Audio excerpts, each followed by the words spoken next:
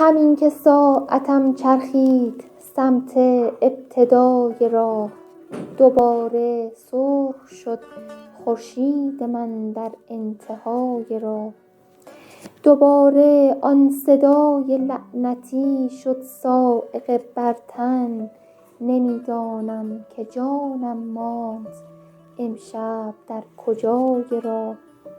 تمام اطلسی ها روی دست باد خوابیدند، در آن ظهر پر از تشویش، پر از ادعای راه.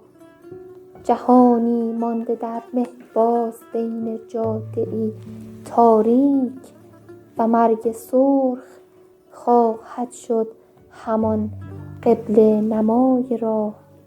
غزلهایم ترک برداشت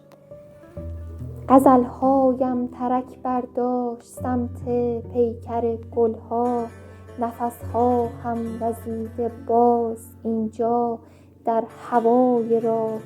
درون سینه شب انفجاری اتفاق افتاد، همان لحظه جنون میگیرد اول در فضای راه.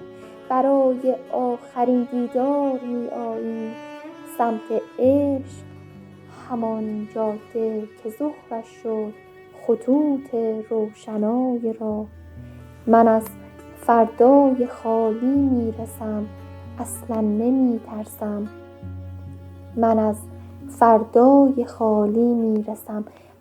نمیترسم، نگاهت میشود فانوس زیبایی برای راه.